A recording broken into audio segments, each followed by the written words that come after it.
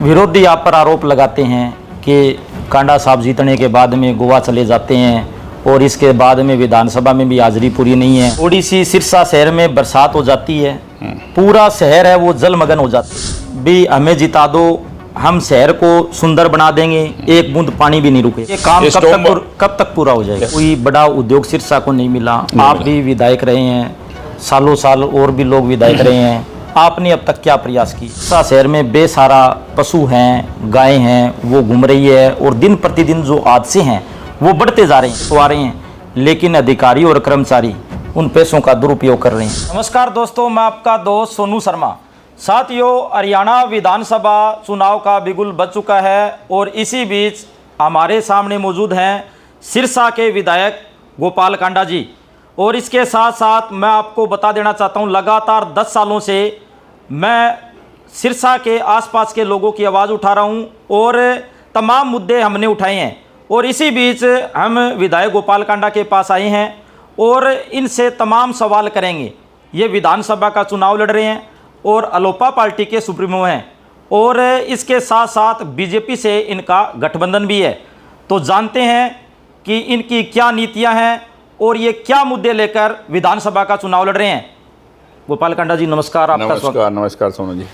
सबसे पहले आप अपनी नीतियां बताइए जी, आप क्या नीतियां लेकर चुनाव लड़ रहे हैं? सबसे पहले तो मैं आपका धन्यवाद करता हूं, क्योंकि आप जैसे साथी नेताओं को, अफसरों को जगाने का काम करते हैं उनकी कमियां बताकर।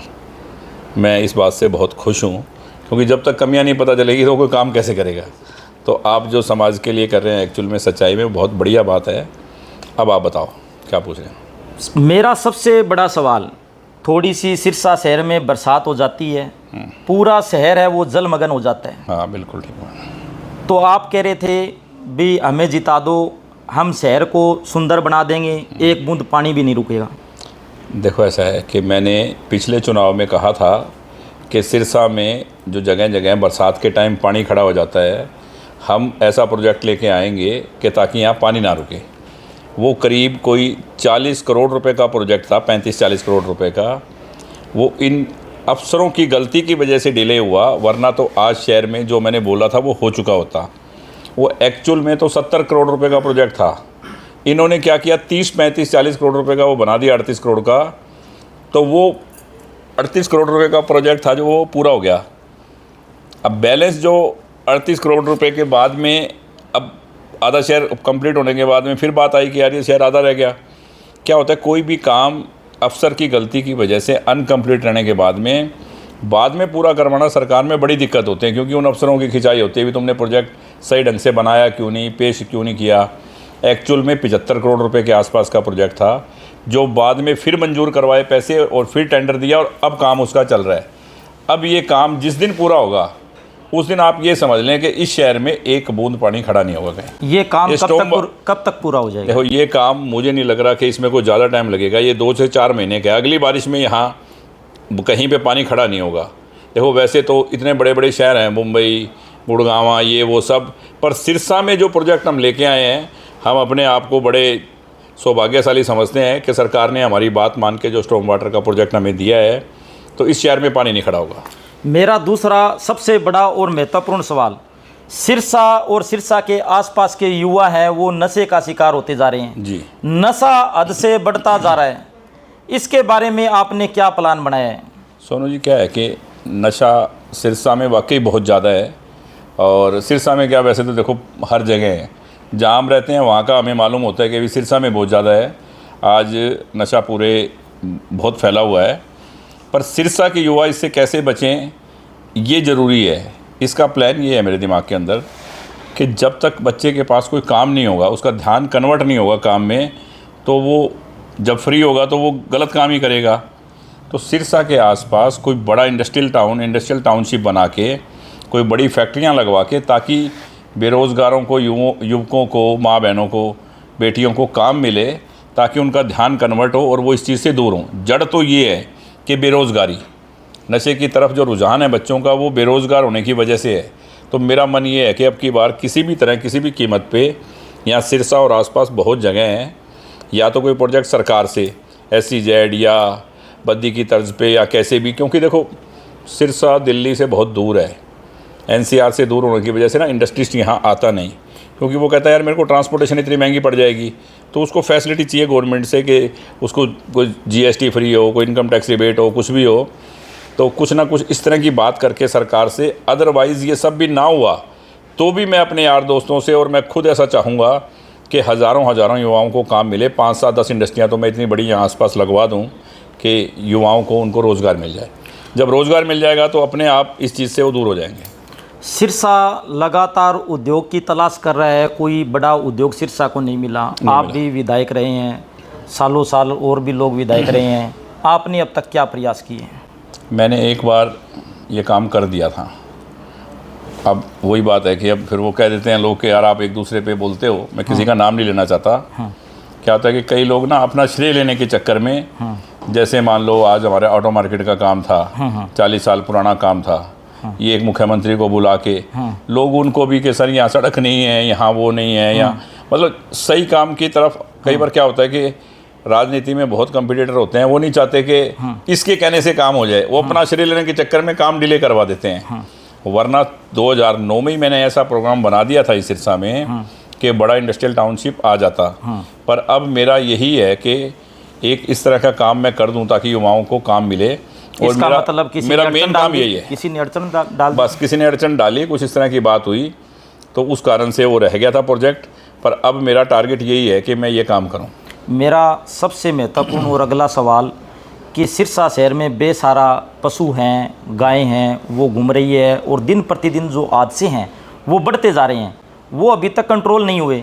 सिरसा में यहाँ पर सैकड़ों गौशाले हैं, नंदीशाला भी है, लेकिन सरकारी फंड भी आता है, लेकिन वो अभी तक कंट्रोल से बाहर हैं। सोनू जी, क्या है कि सिरसा में ना एक्चुअल में सिरसा धर्मनगरी है, आपको पता है। और सिरसा के आसपास इधर राजस्थान है, इधर पंजाब है। तो अभी जो मैंने देखा है पिछले हफ्ते में, तो मुझे लग रहा है कि 1000-1200 कहीं से राजस्थान से या पंजाब से गायें हमारे शहर में आई हैं। बछड़े गायें कोई ना कोई छोड़ के गया है। क्योंकि क्या है कि इसकी शिकायत मैं खुद सोच रहा था कि मुख्यमंत्री जी से करूं या कहूं कि भी बॉर्डर के ऊपर से निगरानी रखें कि सिरसा में ना आएँ, भाई अपने शहर में आप इंतजाम करो। पर अब जो भी गायें हैं यहाँ हैं, हमारा फ़र्ज़ है। मैं अब की बार एक ऐसी पॉलिसी सरकार को देने वाला हूँ। मेरे दिमाग में एक ऐसी स्कीम है कि गायें चाहे वो हमारे यहाँ कितनी भी छोड़ जाएं और कितनी भी घूम रही हैं सड़कों पे, इस पूरे हरियाणा में सड़क पे एक भी गाय नहीं होंगी।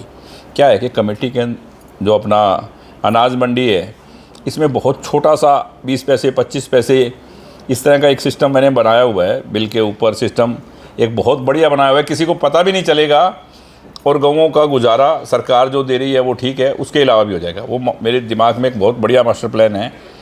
सरकार को मैं देके और ये लागू करवाऊंगा कि बेसहारा गायें जहाँ भी हैं, तो वो लोग खुद ही गौशाला में इतना पैसा होगा उनके पास कि वो कहेंगे जी भेज दो हमारे यहाँ, हम आराम से इनको रख लेंगे। विरोधी आप पर आरोप लगाते हैं कि कांडा साहब जीतने के बाद में गोवा चले जाते हैं और इसके बाद में विधानसभा में भी हाजिरी पूरी नहीं है। रोज़ आरोप लगते हैं आपके ऊपर। देखो, ऐसा है कि वो उनकी सोच है कि वो कुछ भी कहें या वो कोई बहाना ढूंढते हैं कुछ बोलने का। मैं कल से परसों से आज तक मेरे ख्याल 25 गाँव में जाके आया हूँ। गांव में जो लोग खुश हैं मैं आपको बता नहीं सकता। वो कह रहे हैं यार 5 करोड़ का काम, अभी मैं बाजेका में था, बोले 15 करोड़ रुपए का काम। कहता जी मैंने लगता है 50 साल हो गए हरियाणा बने नू, सिरसा नू 50 साल से साढ़े पिंड च इन्ना पैसा आया, 50 साल से नहीं आया होना। मतलब ओपन सरपंच ने आवाज़ मार के कहा ये काम इन्होंने करवा दिया, ये काम इन्होंने करवा दिया।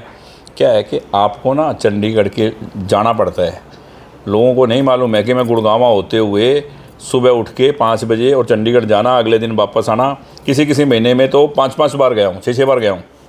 क्या है कि कोई प्रोजेक्ट ऐसे आ जाते हैं उनके लिए बार बार जाना पड़ता है। अब आपको ये नहीं लगता भी सरकार से और आपकी मेहनत से पैसे तो आ रहे हैं, लेकिन अधिकारी और कर्मचारी उन पैसों का दुरुपयोग कर रहे हैं? हाँ, ये बात पक्की है, ये बात बहुत सही कही है आपने और इस बात को मैं मानता हूँ कि अब मैं जो एक कमेटी के काम देखता हूँ, जो भी ये नगर परिषद के काम देखता हूँ, तो मुझे लगता है कि यहाँ सिरसा के अंदर जितना पैसा हमने भेजा है, जितना पैसा मैं लेके आया हूँ गाँव के शहर के लिए, तो आज शहर का रूप ही कुछ और होना चाहिए था। इसमें अफसरों ने कोताही बरती है और देखो काम भी बहुत हुए हैं। आज सिरसा में मुझे लग रहा है कि हज़ारों गलियां बनी होंगी, चाहे आप चित्रगढ़ पट्टी में चले जाओ, कहीं चले जाओ। इससे पहले आप देखो कहाँ मतलब इतनी गलियां, इतने काम इतने कहाँ होते थे। तो काम भी बहुत हुए हैं, पर इसमें थोड़ी बहुत कोताही भी हुई है। पर ये नहीं है कि आप मतलब कोई मतलब पैसे खा गया या बहुत ज़्यादा नुकसान हो गया, पर क्या है कि नुकसान ज़रूर हुआ है, इसमें कोई शक नहीं है। तो इसके ऊपर हम कंट्रोल करेंगे। उन अधिकारियों के खिलाफ जिन्होंने गड़बड़ करी है, मैं उनकी इंक्वायरी कराऊंगा और सिरसा वालों को दिखाऊंगा कि देखो सिरसा में इन्होंने पैसे खाए थे, आज इनकी क्या हालत है। अब आप विधानसभा का चुनाव लड़ रहे हो, आपके मुद्दे क्या क्या हैं? विधानसभा के लोगों से आप क्या वादे कर रहे हो, क्या मुद्दे हैं आप? देखो ऐसा है कि वैसे तो मेरा विधानसभा चुनाव लड़ने का मतलब यही है सोनू जी। आज आपको पता है कि मेरे पास भगवान की दया है, सब कुछ है। लोग तो सोचते हैं कि एक बार एमएलए बन जाएं, एक बार मंत्री बन जाए, अपना जुगाड़ हो जाए 7-5 पीढ़ियों का। अपनी वो सोच तो है नहीं, इसीलिए अपने काम होते हैं। कोई भी मुख्यमंत्री या कोई भी अफसर अपना काम इसलिए करता है कि उसको पता है कि मैंने किसी से कोई ट्रांसफ़र के, कोई नौकरी के, कोई और किसी चीज़ के पैसे लेके ये कागज़ नहीं भेजा आपके पास।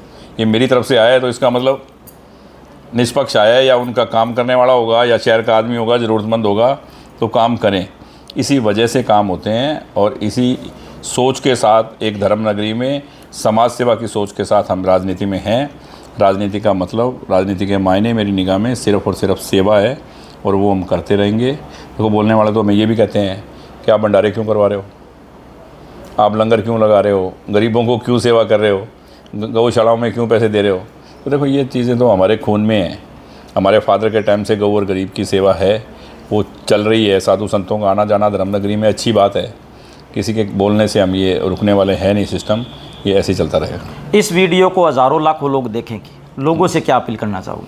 लोगों से मैं यही अपील करूँगा कि सिरसा एक धर्म नगरी है, और इसको जिस विकास की जो गति है, इस गति को आप और भी बढ़ाने का काम करें।